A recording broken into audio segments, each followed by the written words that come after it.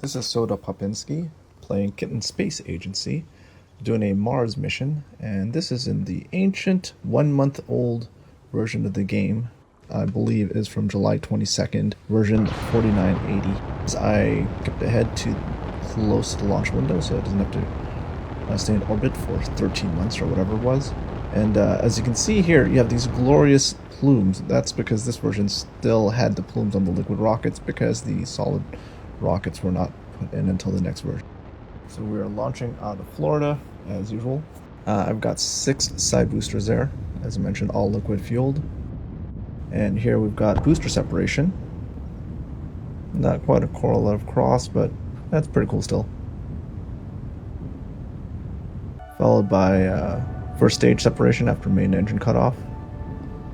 Now this is going to be 3 stages, not including the side boosters. There's our second stage cutoff, and then the circularization burn. Now, originally I planned the second stage to be exhausted after the circularization, but it looks like there's still a lot left over, so I'm just going to go ahead and use that for the trans-Mars injection burn, which here is just calculated, and we still got a few months, apparently. So let's just skip ahead. And here's our ejection burn. Yeah, that's a pretty good match. Leaving the Earth now.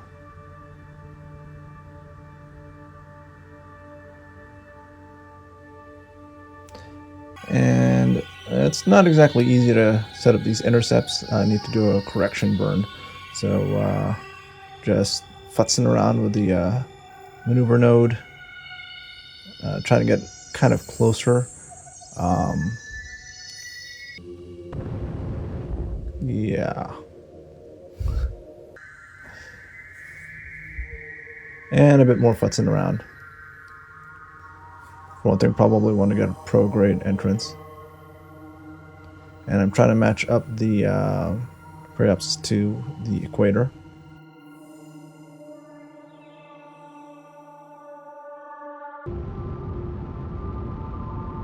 Finally, second stage separation, third stage burn, partway in this.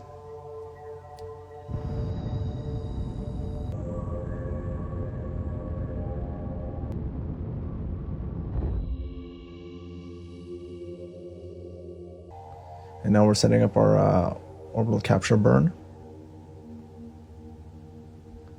with an inclination change. Because since I've got all this extra delta V, I've decided to visit Phobos for the first time.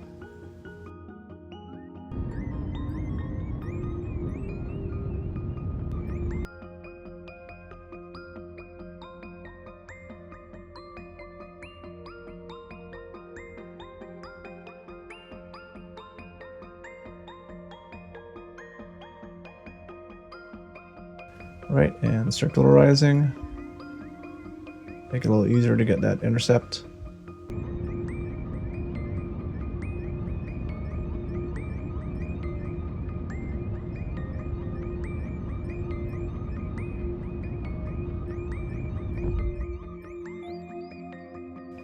So it turns out in this version there's a bug that won't let you get a close approach to Phobos, at least not like you would with any planet. So what I was doing over here was trying to get as close as I can. So I was futzing around with it enough that I eventually got my close approach to within between 1 and 2 kilometers. Which sounds great, except it turns out that is one point between 1 and 2 kilometers of the center of Phobos. And it turns out Phobos is a larger diameter than that. Which is why this happens. Yeah, I bonked into Phobos. So now I'm on an escape trajectory, since this version doesn't have vehicle destruction yet. Time to go retro on that, and try to actually make it to the surface without bouncing off. And unfortunately, it's really dark over here.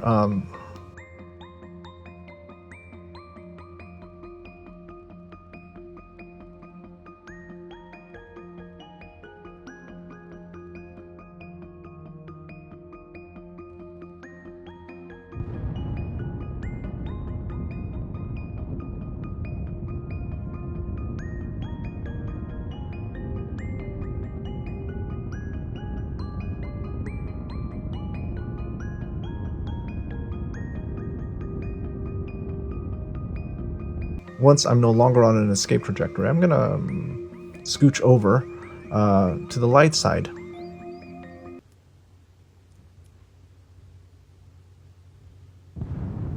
It's much nicer looking. And we have almost... I'm at 0.1 throttle. And I still have a thrust to weight ratio of almost 10. Not a lot of gravity here. And... touchdown. Who needs landing legs, right? So, my first time on Phobos, it's a pretty nice view there. And EVAing, and this is an older version, so the cats can't actually move on the surface yet. Walking cats came in a bit later. So this guy's kind of standing. Alright, now time to separate out the command service module and the Mars Descent module. Alright, not really the prettiest docking maneuvers.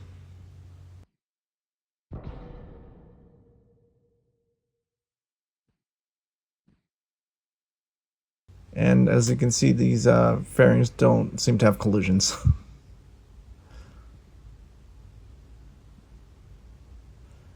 The gravity is so low on the surface that it's practically like being in orbit. And there we go. What's going on? Okay, we are now leaving a kitten colonist, since we can't get him back in the capsule.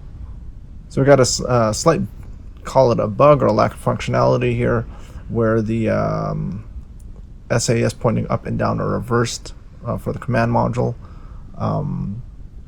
The current version, you can just right-click on the capsule and select control from here, which would fix that. But before that was the case, kind of had to play it like this. I'm not sure why the camera's focused on somewhere else, but whatever. We've now left Phobos' sphere of influence and are in Mars orbit.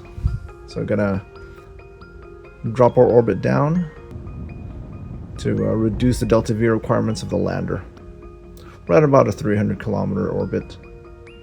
And separating out, and here's our lander. Doing a deorbit burn. We don't have reentry effects yet, so, you know, let's just imagine the amazing fiery arrow braking going on here.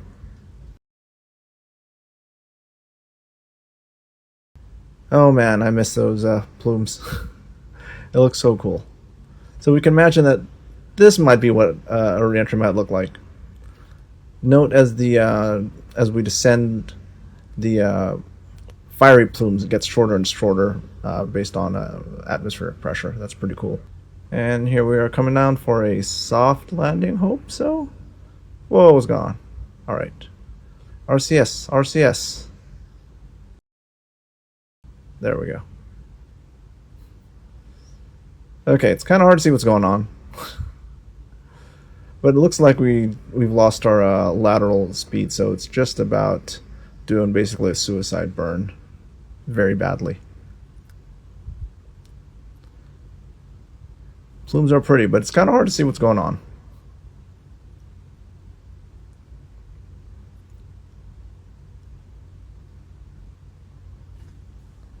Alright, and instrument flying?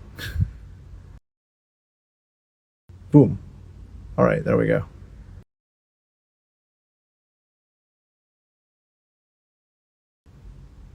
Let's see what's going on.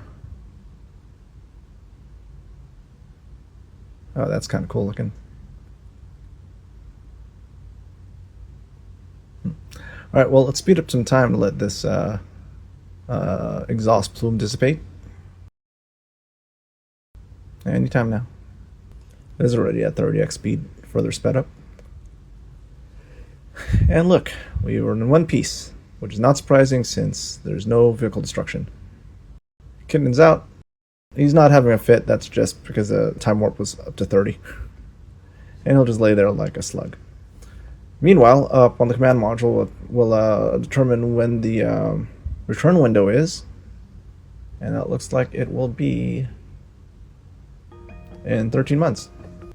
So 13 months later, we're taking off. The core stage acts as the Ascent module, while the outer engines were part of the descent system. And you'll notice a lack of a plume. That's because this is the new version that no longer has plumes on the liquid engines. They're solid engines, but obviously I didn't bring them along. So now here we are. I was attempting to get a rendezvous right on takeoff, but it didn't really work out that way, so gonna just have to do it the old-fashioned way.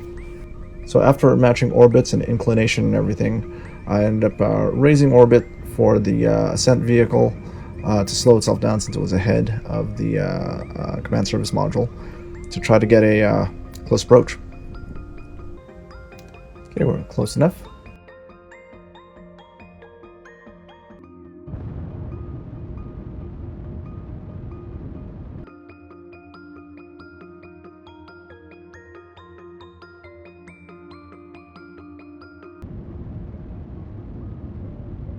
Okay, we're close enough, canceling out relative velocity by targeting anti-velocity. And now just thrusting towards.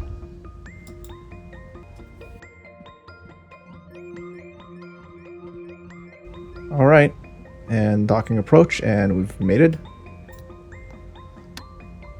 Transferring the fuel, which we won't be needing on the Ascent vehicle anymore since we'll be leaving that one behind. We still have a little while to wait for the launch window, so enjoy the view.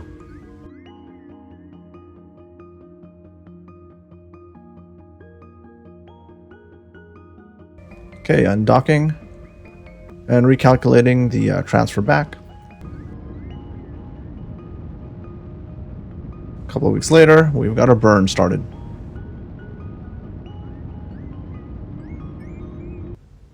Whee! So I've actually got solar panels inside those the cargo bay, so we can provide a little bit of electricity for the lights. Right, we've got our Earth intercept.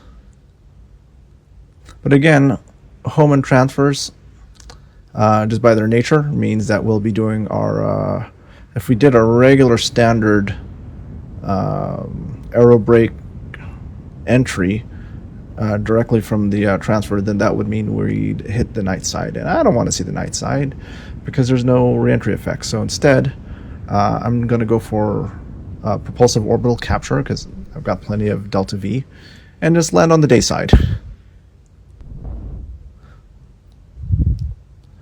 So after doing some adjustments to actually get a proper intercept, here we're coming to Earth and then setting up a capture burn.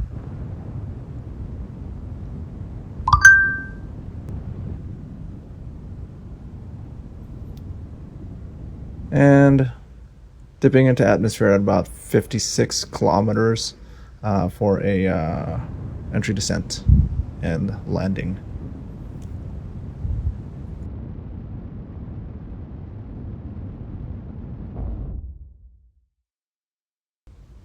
So shedding the service module, and the capsule comes in for our landing. Again, no vehicle destruction either by impact or heat. Still sounds kind of scary in here though. That sound design's great. But I'm sure, you know, it would be a nice splashdown with a parachute if we had one. Except we're not going anywhere near the ocean, turns out. I didn't really plan this all too well.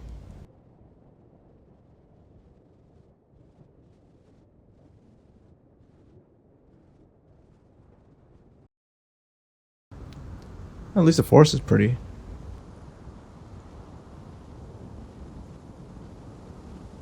Boing.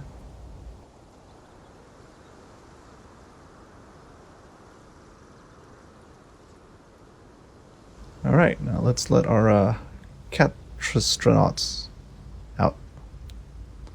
where they can flop on the ground since they still can't walk. Welcome back. Again. Alright, well, I wasn't super happy with that, just flopping directly on the ground. So I thought, you know, if I did a propulsive landing on Mars, why not do a propulsive landing on Earth? Oh, and apologies to Shadow Zone for ripping that off, but, you know, it's kind of what it is.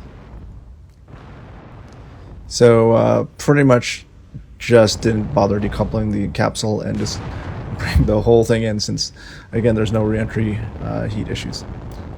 Also landing in the forest, propulsively. But without the plumes, it's a lot easier to see what's going on.